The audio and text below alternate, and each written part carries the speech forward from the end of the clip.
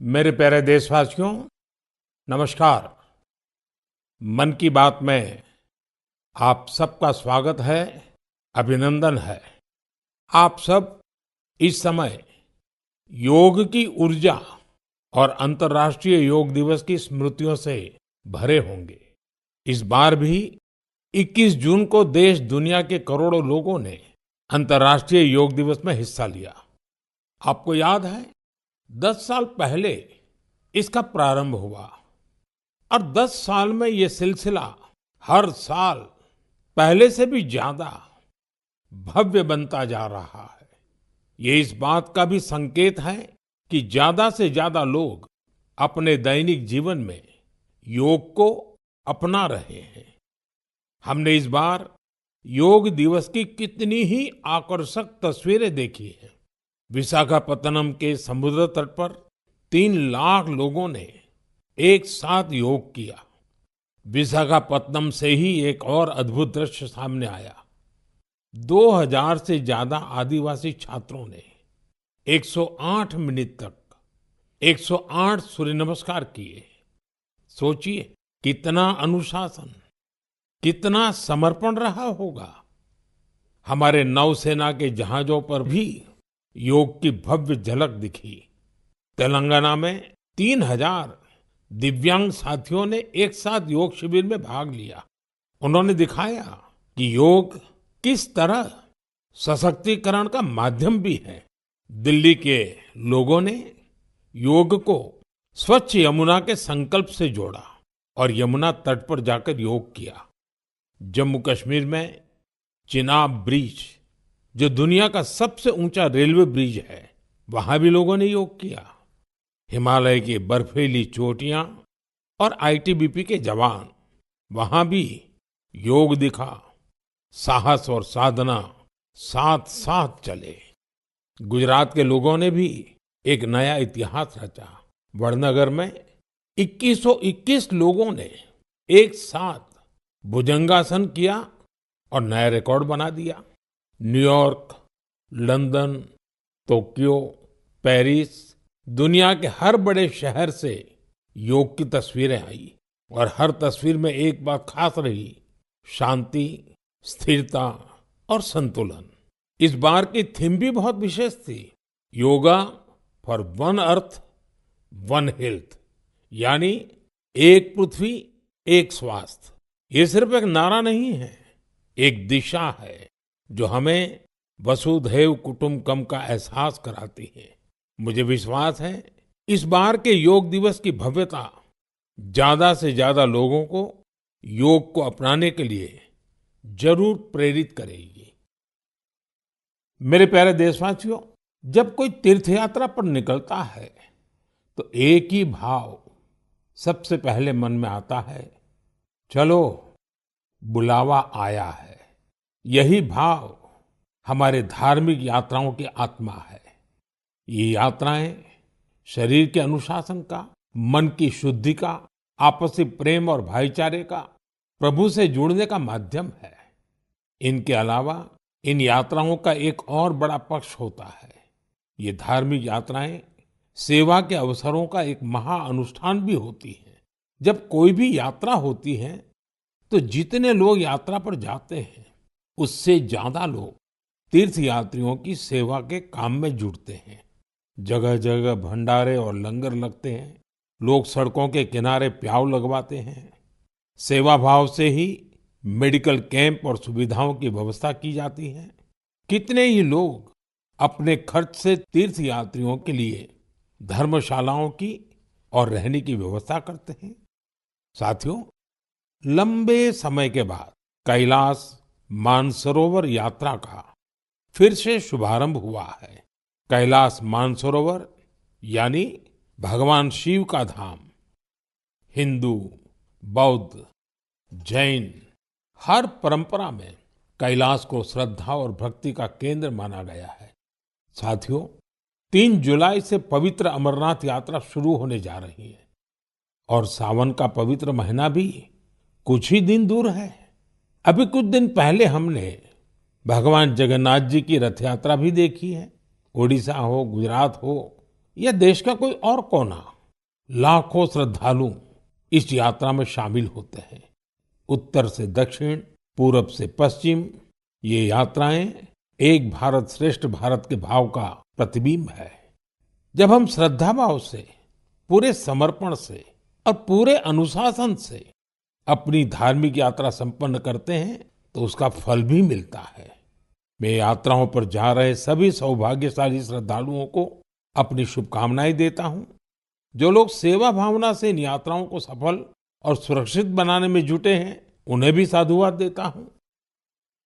मेरे प्यारे देशवासियों, अब मैं आपको देश की दो ऐसी उपलब्धियों के बारे में बताना चाहता हूं जो आपको गर्व से भर देंगी। इन उपलब्धियों की चर्चा वैश्विक संस्थाएं कर रही हैं। WHO यानी विश्व स्वास्थ्य संगठन और ILO यानी इंटरनेशनल लेबर ऑर्गेनाइजेशन ने देश की इन उपलब्धियों की भरपूर सराहना की है। पहली उपलब्धि तो हमारे स्वास्थ्य से जुड़ी है। आप में से बहुत से लोगों ने आंखों की एक बीमारी के बारे में सुना होगा, ट्रैकोमा। ये बीमारी बैक्टीरिया से फैलती है। एक समय था जब ये बीमारी देश के कई हिस्सों में आम थी। ध्यान नहीं दिया जाए तो इस बीमारी से धीरे धीरे आंखों की रोशनी तक चली जाती थी। हमने संकल्प लिया कि ट्रैकोमा को जड़ से खत्म करेंगे और मुझे आपको ये बताते हुए बहुत खुशी है कि विश्व स्वास्थ्य संगठन यानी WHO ने भारत को ट्रैकोमा फ्री घोषित कर दिया है। अब भारत ट्रैकोमा मुक्त देश बन चुका है। ये उन लाखों लोगों की मेहनत का फल है जिन्होंने बिना थके, बिना रुके इस बीमारी से लड़ाई लड़ी। ये सफलता हमारे हेल्थ वर्कर्स की है। स्वच्छ भारत अभियान से भी इसे मिटाने में बड़ी मदद मिली। जल जीवन मिशन का भी इस सफलता में बड़ा योगदान रहा। आज जब घर घर नल से साफ पानी पहुंच रहा है तो ऐसी बीमारियों का खतरा कम हो गया है। विश्व स्वास्थ्य संगठन WHO ने भी इस बात की सराहना की है कि भारत ने बीमारी से निपटने के साथ साथ उसके मूल कारणों को भी दूर किया है। साथियों, आज भारत में ज्यादातर आबादी किसी न किसी सोशल प्रोटेक्शन बेनिफिट का फायदा उठा रही है और अभी हाल ही में इंटरनेशनल लेबर ऑर्गेनाइजेशन ILO की बड़ी अहम रिपोर्ट आई है। इस रिपोर्ट में कहा गया है कि भारत की 64%, 64% से ज्यादा आबादी को अब कोई न कोई सोशल प्रोटेक्शन बेनिफिट जरूर मिल रहा है। सामाजिक सुरक्षा ये दुनिया की सबसे बड़ी कवरेज में से एक है। आज देश के लगभग 95 करोड़, 95 करोड़ लोग किसी ना किसी सोशल सिक्योरिटी योजना का लाभ पा रहे हैं, जबकि 2015 तक 25 करोड़ से भी कम लोगों तक सरकारी योजनाएं पहुंच पाती थी। साथियों, भारत में स्वास्थ्य से लेकर सामाजिक सुरक्षा तक हर क्षेत्र में देश सैचुरेशन की भावना से आगे बढ़ रहा है। ये सामाजिक न्याय की भी उत्तम तस्वीर है। इन सफलताओं ने एक विश्वास जगाया है कि आने वाला समय और बेहतर होगा। हर कदम पर भारत और भी सशक्त होगा। मेरे प्यारे देशवासियों, जन भागीदारी की शक्ति से बड़े-बड़े संकटों का मुकाबला किया जा सकता है। मैं आपको एक ऑडियो सुनाता हूं। इस ऑडियो में आपको उस संकट की भयावहता का अंदाजा लगेगा।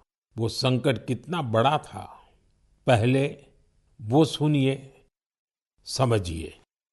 आखिर ये जो जुल्म हुआ 2 साल तक, जुल्म तो 5-7 साल से शुरू हो गया था, मगर वो शिखर पर पहुंच गया है 2 साल में जब इमरजेंसी लोगों पर ठोक दी। और अमानुषी बर्ताव लोगों के साथ किया गया। लोगों के स्वतंत्रता के हक छीन लिए गए। अखबारों को कोई स्वतंत्रता न रही। न्यायालय बिल्कुल निर्बल बना दिए गए और जिस ढंग से 1 लाख से ज्यादा लोगों को जेल में बंद कर दिए और फिर अपने मनमानी राज की ओर से होती रही, उसकी मिसाल दुनिया के इतिहास में भी मिलना मुश्किल है। साथियों, ये आवाज देश के पूर्व प्रधानमंत्री श्रीमान मोरारजी भाई देसाई की है। उन्होंने संक्षेप में लेकिन बहुत ही स्पष्ट तरीके से इमरजेंसी के बारे में बताया। आप कल्पना कर सकते हैं वो दौर कैसा था। इमरजेंसी लगाने वालों ने ना सिर्फ हमारे संविधान की हत्या की, बल्कि उनका इरादा न्यायपालिका को भी अपना गुलाम बनाए रखने का था। इस दौरान लोगों को बड़े पैमाने पर प्रताड़ित किया गया था। इसके ऐसे अनेक उदाहरण हैं जिन्हें कभी भी भुलाया नहीं जा सकता। जॉर्ज फर्नांडिस साहब को जंजीरों में बांधा गया था। अनेक लोगों को कठोर यातनाएं दी गई। मिसा के तहत किसी को भी ऐसे ही गिरफ्तार कर लिया जाता था। स्टूडेंट्स को भी परेशान किया गया। अभिव्यक्ति की आजादी का भी गला घोंट दिया गया। साथियों, उस दौर में जो हजारों लोग गिरफ्तार किए गए, उन पर ऐसे ही अमानवीय अत्याचार हुए। लेकिन ये भारत की जनता का सामर्थ्य है कि वो झुकी नहीं, टूटी नहीं और लोकतंत्र के साथ कोई समझौता उसने स्वीकार नहीं किया। आखिरकार जनता जनार्दन की जीत हुई। आपातकाल हटा लिया गया और आपातकाल थोपने वाले हार गए। बाबू जगजीवन राम जी ने इस बारे में बहुत ही सशक्त तरीके से अपनी बातें रखी थी। बहनों और भाइयों, पिछला चुनाव नहीं था, भारत की जनता का एक महान अभियान था। उस समय के परिस्थितियों को बदल देने का, तानाशाही के धारा को मोड़ देने का और भारत में प्रजातंत्र की बुनियाद को मजबूत कर देने का। अटल जी ने भी तब अपने ही अंदाज में जो कुछ कहा था, वो भी हमें जरूर सुनना चाहिए। बहनों और भाइयों, देश में जो कुछ हुआ उसे केवल चुनाव नहीं कह सकते। एक शांतिपूर्ण क्रांति हुई है। लोक शक्ति की लहर ने लोकतंत्र की हत्या करने वालों को इतिहास के कूड़ेदान में फेंक दिया है। साथियों, देश पर इमरजेंसी थोपे जाने के 50 वर्ष कुछ दिन पहले ही पूरे हुए हैं। हम देशवासियों ने संविधान हत्या दिवस मनाया है। हमें हमेशा उन सभी लोगों को याद करना चाहिए जिन्होंने इमरजेंसी का डटकर मुकाबला किया था। इससे हमें अपने संविधान को सशक्त बनाए रखने के लिए निरंतर सजग रहने की प्रेरणा मिलती है। मेरे प्यारे देशवासियों, आप एक तस्वीर की कल्पना कीजिए। सुबह की धूप पहाड़ियों को छू रही है। धीरे धीरे उजाला मैदानों की ओर बढ़ रहा है और उसी रोशनी के साथ बढ़ रही है फुटबॉल प्रेमियों की टोली। सीटी बजती है और कुछ ही पलों में मैदान तालियों और नारों से गूंज उठता है। हर पास, हर गोल के साथ लोगों का उत्साह बढ़ रहा है। आप सोच रहे होंगे कि कौन सी खूबसूरत दुनिया है। साथियों, ये तस्वीर असम के एक प्रमुख क्षेत्र बोडोलैंड की वास्तविकता है। बोडोलैंड आज अपने एक नए रूप के साथ देश के सामने खड़ा है। यहाँ के युवाओं में जो ऊर्जा है, जो आत्मविश्वास है, वो फुटबॉल के मैदान में सबसे ज्यादा दिखता है। बोडो टेरिटोरियल एरिया में बोडोलैंड कैंप कप का आयोजन हो रहा है। ये सिर्फ एक टूर्नामेंट नहीं है, ये एकता और उम्मीद का उत्सव बन गया है। 3,700 से ज्यादा टीमें, करीब 70,000 खिलाड़ी और उनमें भी बड़ी संख्या में हमारी बेटियों की भागीदारी। ये आंकड़े बोडोलैंड में बड़े बदलाव की गाथा सुना रहे हैं। बोडोलैंड अब देश के खेल नक्शे पर, स्पोर्ट्स के मैप पर अपनी चमक और बढ़ा रहा है। साथियों, एक समय था जब संघर्ष ही यहाँ की पहचान थी। तब यहाँ के युवाओं के लिए रास्ते सीमित थे, लेकिन आज उनकी आंखों में नए सपने हैं और दिलों में आत्मनिर्भरता का हौसला है। यहाँ से निकले फुटबॉल खिलाड़ी अब बड़े स्तर पर अपनी पहचान बना रहे हैं। हालीचरण नार्जारी, दुर्गा बोरो, अपूर्वा नार्जारी, मनबीर बसुमतारी, ये सिर्फ फुटबॉल खिलाड़ियों के नाम नहीं है। ये उस नई पीढ़ी की पहचान है जिन्होंने बोडोलैंड को मैदान से राष्ट्रीय मंच तक पहुंचाया। इनमें से कई ने सीमित संसाधनों में अभ्यास किया, कई ने कठिन परिस्थितियों में अपने रास्ते बनाए और आज इनका नाम लेकर देश के कितने ही नन्हे बच्चे अपने सपनों की शुरुआत करते हैं। साथियों, अगर हमें अपने सामर्थ्य का विस्तार करना है तो सबसे पहले हमें अपनी फिटनेस और वेलबीइंग पर ध्यान देना होगा। वैसे साथियों, फिटनेस के लिए, ओबेसिटी कम करने के लिए मेरा एक सुझाव आपको याद है ना? खाने में 10% तेल कम करो, मोटापा घटाओ। जब आप फिट होंगे तो जीवन में और ज्यादा सुपर हिट होंगे। मेरे प्यारे देशवासियों, हमारा भारत जिस तरह अपनी क्षेत्रीय, भाषाई और सांस्कृतिक विविधता के लिए जाना जाता है, उसी तरह कला, शिल्प और कौशल की विविधता भी हमारे देश की एक बड़ी खूबी है। आप जिस क्षेत्र में जाएंगे, वहां की कुछ न कुछ खास और लोकल चीज के बारे में आपको पता चलेगा।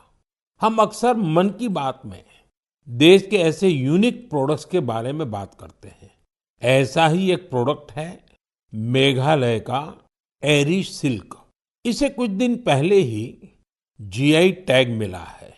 एरी सिल्क मेघालय के लिए एक धरोहर की तरह है। यहाँ की जनजातियों ने, खासकर खासी समाज के लोगों ने पीढ़ियों से इसे सहेजा भी है और अपने कौशल से समृद्ध भी किया है। इस सिल्क की कई ऐसी खूबियां हैं जो इसे बाकी फैब्रिक से अलग बनाती हैं। इसकी सबसे खास बात है इसे बनाने का तरीका।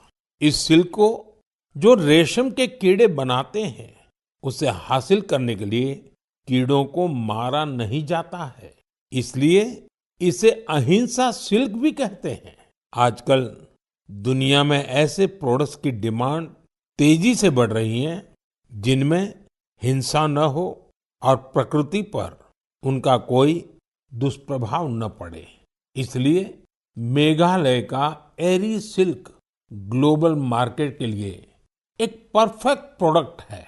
इसकी एक और खास बात है, ये सिल्क सर्दी में गर्म करता है और गर्मियों में ठंडक देता है। इसकी एक खूबी इसे ज्यादातर जगहों के लिए अनुकूल बना देती है। मेघालय की महिलाएं अब सेल्फ हेल्प ग्रुप के जरिए अपनी इस धरोहर को और बड़े स्केल पर आगे बढ़ा रही हैं। मैं मेघालय के लोगों को एरी सिल्क को जीआई टैग मिलने पर बधाई देता हूं। मैं आप सबसे भी अपील करूंगा, आप भी एरी सिल्क से बने कपड़ों को जरूर ट्राई करें। और हाँ, khadi, handloom, handicraft, vocal for local, इन्हें भी आपको हमेशा याद रखना है। ग्राहक भारत में बने प्रोडक्ट ही खरीदें और व्यापारी भारत में बने प्रोडक्ट ही बेचें, तो आत्मनिर्भर भारत अभियान को नई ऊर्जा मिलेगी। मेरे प्यारे देशवासियों, विमेन लेड डेवलपमेंट का मंत्र भारत का नया भविष्य गढ़ने के लिए तैयार है। हमारी माताएं, बहनें, बेटियां आज सिर्फ अपने लिए ही नहीं बल्कि पूरे समाज के लिए नई दिशा बना रही हैं। आप तेलंगाना के भद्राचलम की महिलाओं की सफलता के बारे में जानेंगे तो आपको भी अच्छा लगेगा। ये महिलाएं कभी खेतों में मजदूरी करती थी, रोजी रोटी के लिए दिन भर मेहनत करती थी।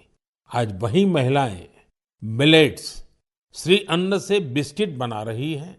भद्रादी मिलेट मैजिक नाम से ये बिस्किट हैदराबाद से लंदन तक जा रहे हैं। भद्राचलम की इन महिलाओं ने सेल्फ हेल्प ग्रुप से जुड़कर ट्रेनिंग ली। साथियों, इन महिलाओं ने एक और सराहनीय काम किया है। इन्होंने गिरी सैनिटरी पैड्स बनाना शुरू किया। सिर्फ 3 महीने में 40,000 पैड्स तैयार किए और उन्हें स्कूलों और आसपास के ऑफिसों में पहुंचाया, वो भी बहुत ही सस्ती कीमत पर। साथियों, कर्नाटका के कलबुर्गी की महिलाओं की उपलब्धि भी बेहतरीन है। इन्होंने ज्वार की रोटी को एक ब्रांड बना दिया है। इन्होंने जो कोऑपरेटिव बनाई है उसमें हर रोज 3,000 से ज्यादा रोटियां बन रही हैं। इन रोटियों की खुशबू अब सिर्फ गांव तक सीमित नहीं है। बेंगलुरु में स्पेशल काउंटर खुल चुका है। ऑनलाइन फूड प्लेटफॉर्म पर ऑर्डर आ रहे हैं। कलबुर्गी की रोटी अब बड़े शहरों के किचन तक पहुंच रही है। इसका बहुत शानदार असर इन महिलाओं पर पड़ा है। उनकी आय बढ़ रही है। साथियों, अलग अलग राज्यों की इन गाथाओं में अलग अलग चेहरे हैं, लेकिन उनकी चमक एक जैसी है। ये चमक है आत्मविश्वास की, आत्मनिर्भरता की। ऐसा ही एक चेहरा है मध्य प्रदेश की सुमा उइके। सुमा जी का प्रयास बहुत सराहनीय है। उन्होंने बालाघाट जिले के कटंगी ब्लॉक में सेल्फ हेल्प ग्रुप से जुड़कर मशरूम की खेती और पशुपालन की ट्रेनिंग ली। इससे उन्हें आत्मनिर्भरता की राह मिल गई। सुमा उइके की आय बढ़ी तो उन्होंने अपने काम का विस्तार भी किया। छोटे से प्रयास से शुरू हुआ ये सफर अब दीदी कैंटीन और थर्मल थेरेपी सेंटर तक पहुंच चुका है। देश के कोने कोने में ऐसी ही अनगिनत महिलाएं अपना और देश का भाग्य बदल रही हैं। मेरे प्यारे देशवासियों, पिछले दिनों मुझे वियतनाम के बहुत से लोगों ने विभिन्न माध्यमों से अपने संदेश भेजे। इन संदेशों की हर पंक्ति में श्रद्धा थी, आत्मीयता थी। उनकी भावनाएं मन को छूने वाली थी। वो लोग भगवान बुद्ध के पवित्र अवशेषों, रेलिक्स के दर्शन कराने के लिए भारत के प्रति अपना आभार प्रकट कर रहे थे। उनके शब्दों में जो भाव थे वो किसी औपचारिक धन्यवाद से बढ़कर थे। साथियों, मूल रूप से भगवान बुद्ध के इन पवित्र अवशेषों की खोज आंध्र प्रदेश में पालनाडु जिले के नागार्जुन कोंडा में हुई थी। इस जगह का बौद्ध धर्म से गहरा नाता रहा है। कहा जाता है कि कभी इस स्थान पर श्रीलंका और चीन सहित दूर दूर के लोग आते थे। साथियों, पिछले महीने भगवान बुद्ध के इन पवित्र अवशेषों को भारत से वियतनाम ले जाया गया था। वहां के 9 अलग अलग स्थानों पर इन्हें जनता के दर्शन के लिए रखा गया। भारत की पहल एक तरह से वियतनाम के लिए राष्ट्रीय उत्सव बन गई। आप कल्पना कर सकते हैं, करीब 10 करोड़ लोगों की आबादी वाले वियतनाम में 1.5 करोड़ से ज्यादा लोगों ने भगवान बुद्ध के पवित्र अवशेषों के दर्शन किए। सोशल मीडिया पर जो तस्वीरें और वीडियो मैंने देखे, उन्होंने ये एहसास कराया कि श्रद्धा की कोई सीमा नहीं होती। बारिश हो, तेज धूप हो, लोग घंटों कतारों में खड़े रहे। बच्चे, बुजुर्ग, दिव्यांगजन सभी भाव विभोर थे। वियतनाम के राष्ट्रपति, उप प्रधानमंत्री, वरिष्ठ मंत्री, हर कोई नतमस्तक था। इस यात्रा के प्रति वहां के लोगों में सम्मान का भाव इतना गहरा था कि वियतनाम सरकार ने इसे 12 दिन के लिए और आगे बढ़ाने का आग्रह किया था और इसे भारत ने सहर्ष स्वीकार कर लिया। साथियों, भगवान बुद्ध के विचारों में वो शक्ति है जो देशों, संस्कृतियों और लोगों को एक सूत्र में बांधती है। इससे पहले भगवान बुद्ध के पवित्र अवशेष थाईलैंड और मंगोलिया ले जाए गए थे और वहां भी श्रद्धा का यही भाव देखा गया। मेरा आप सभी से भी आग्रह है कि अपने राज्य के बौद्ध स्थलों की यात्रा अवश्य करें। एक आध्यात्मिक अनुभव होगा, साथ ही हमारी सांस्कृतिक विरासत से जुड़ने का एक सुंदर अवसर भी बनेगा। मेरे प्यारे देशवासियों, इस महीने हम सब ने विश्व पर्यावरण दिवस मनाया।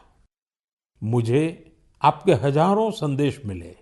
कई लोगों ने अपने आसपास के उन साथियों के बारे में बताया जो अकेले ही पर्यावरण बचाने के लिए निकल पड़े थे और फिर उनके साथ पूरा समाज जुड़ गया। सबका यही योगदान हमारी धरती के लिए बड़ी ताकत बन रहा है। पुणे के श्री रमेश खरमाले जी, उनके कार्यों को जानकर आपको बहुत प्रेरणा मिलेगी। जब हफ्ते के अंत में लोग आराम करते हैं तो रमेश जी और उनका परिवार कुदाल और फावड़ा लेकर निकल पड़ते हैं। जानते हैं कहाँ? जुन्नर की पहाड़ियों की ओर। धूप हो या ऊंची चढ़ाई, उनके कदम रुकते नहीं। वो झाड़ियां साफ करते हैं, पानी रोकने के लिए ट्रेंच खोदते हैं और बीज बोते हैं। उन्होंने सिर्फ 2 महीनों में 70 ट्रेंच बना डाले। रमेश जी ने कई सारे छोटे तालाब बनाए हैं, सैकड़ों पेड़ लगाए हैं। वो एक ऑक्सीजन पार्क भी बनवा रहे हैं। नतीजा ये हुआ कि यहाँ अब पक्षी लौटने लगे हैं, वन्य जीवन को नई सांसें मिल रही हैं। साथियों, पर्यावरण के लिए एक और सुंदर पहल देखने को मिली है गुजरात के अहमदाबाद शहर में। यहाँ नगर निगम ने मिशन फॉर मिलियन ट्रीज अभियान शुरू किया है। लक्ष्य है लाखों पेड़ लगाना। इस अभियान की एक खास बात है सिंदूर वन। यह वन ऑपरेशन सिंदूर के वीरों को समर्पित है। सिंदूर के पौधे उन बहादुरों की याद में लगाए जा रहे हैं जिन्होंने देश के लिए सब कुछ समर्पित कर दिया। यहाँ एक और अभियान को नई गति दी जा रही है, एक पेड़ माँ के नाम। इस अभियान के तहत देश में करोड़ों पेड़ लगाए जा चुके हैं। आप भी अपने आपके गांव या शहर में चल रहे ऐसे अभियान में जरूर हिस्सा लीजिए। पेड़ लगाइए, पानी बचाइए, धरती की सेवा कीजिए, क्योंकि जब हम प्रकृति को बचाते हैं तो असल में हम अपनी आने वाली पीढ़ियों को सुरक्षित करते हैं। साथियों, महाराष्ट्र के एक गांव ने भी बड़ी शानदार मिसाल पेश की है। छत्रपति संभाजीनगर जिले की ग्राम पंचायत है पाटोदा। ये कार्बन न्यूट्रल गांव पंचायत है। इस गांव में कोई अपने घर के बाहर कचरा नहीं फेंकता। हर घर से कचरा इकट्ठा करने की पूरी व्यवस्था है। यहाँ गंदे पानी का ट्रीटमेंट भी होता है। बिना साफ किए कोई पानी नदी में नहीं जाता। यहाँ उपलों से अंतिम संस्कार होता है और उस राख से दिवंगत के नाम पर पौधा लगाया जाता है। इस गांव में साफ सफाई भी देखते ही बनती है। छोटी छोटी आदतें जब सामूहिक संकल्प बन जाती हैं तो बड़ा बदलाव तय हो जाता है। मेरे प्यारे साथियों, इस समय सबकी निगाहें इंटरनेशनल स्पेस सेंटर पर भी है। भारत ने एक नया इतिहास रचा है।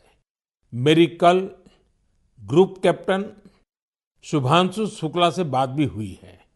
आपने भी शुभांशु से मेरी बातचीत को जरूर सुना होगा। अभी शुभांशु को कुछ और दिन इंटरनेशनल स्पेस सेंटर रहना है। हम मिशंस के बारे में और बातें करेंगे, लेकिन मन की बात के अगले एपिसोड में। अब समय है इस एपिसोड में आपसे विदा लेने का। लेकिन साथियों, जाते जाते मैं आपको एक खास दिन की याद दिलाना चाहता हूं। 1 जुलाई परसों यानी 1 जुलाई को हम दो बेहद महत्वपूर्ण प्रोफेशंस का सम्मान करते हैं, डॉक्टर्स और सीए। ये दोनों ही समाज के ऐसे स्तंभ हैं जो हमारी जिंदगी को बेहतर बनाते हैं। डॉक्टर हमारे स्वास्थ्य के रक्षक हैं और सीए चार्टर्ड अकाउंटेंट आर्थिक जीवन के मार्गदर्शक हैं। मेरी सभी डॉक्टर्स और चार्टर्ड अकाउंटेंट्स को ढेर सारी शुभकामनाएं। साथियों, आपके सुझावों का मुझे हमेशा इंतजार रहता है। मन की बात का अगला एपिसोड आपके इन्हीं सुझावों से और समृद्ध होगा। फिर मुलाकात होगी नई बातों के साथ, नई प्रेरणाओं के साथ, देशवासियों की नई उपलब्धियों के साथ।